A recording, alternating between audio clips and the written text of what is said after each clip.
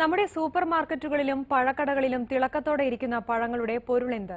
വലിയ വില കൊടുത്ത് മലയാളി വാങ്ങുന്ന പഴങ്ങളിൽ പലതും വലിയ രോഗങ്ങൾ ക്ഷണിച്ചു വരുത്തുന്നവയാണ്.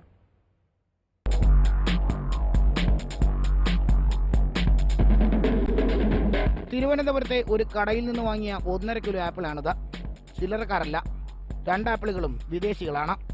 അതുകൊണ്ട് തന്നെ വിലയും കൂടും. 200 രൂപയിലധികം കൊടുത്ത് വാങ്ങിയ ഈ ആപ്പിളിന്റെ യഥാർത്ഥ രൂപം കാണാനുള്ള ഒരു യാത്രയാണത്. അതിന് വേണ്ടത് കയ്യിൽ നല്ല മൂർച്ചയുള്ളൊരു കത്തി. ആപ്പിളുമായി വീട്ടിലെത്തി മുറിച്ച് കഴിക്കും മുമ്പ് ഒരു കത്തി എടുത്ത് തൊലിയൊന്ന് ചുരുണ്ടുന്നത് നന്നായിരിക്കും. അല്ലെങ്കിൽ ഈ കാണുന്ന മെഴുകൊക്കെ വയറ്റിലെത്തും. ആപ്പിളുകൾ മാസങ്ങളോളം ഇരിക്കാൻ പഴങ്ങളുടെ വിതരണക്കാർ ചെയ്യുന്നതാണ് ഈ മെഴുക ആവരണം. ഇത് മെഴുകാണെന്ന് സംശയമുണ്ടോ? ഒന്ന് ഉരുക്കി നോക്കൂ.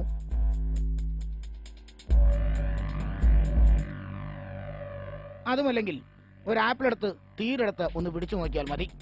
ആപ്പിൾ തീയിൽ ചാടി പിടിക്കും. വലിയ വില കൊടുത്ത് ഇറക്കുമതി ചെയ്ത ആപ്പിൾ വാങ്ങി തിന്നുന്നതിന് മുൻപ് വെള്ളത്തിൽ കഴുകിയിട്ട് കാര്യമില്ല. കാരണം മെഴുക് വെള്ളം പിടിക്കില്ല.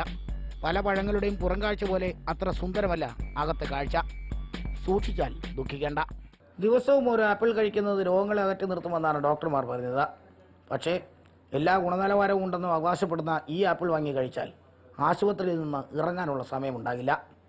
തിരുവനന്തപുരത്ത് നിന്ന് ക്യാമറമാൻ സുരേഷ് നായർക്കൊപ്പം എസ് ലല്ലു, ഏഷ്യാനെറ്റ് ന്യൂസ്.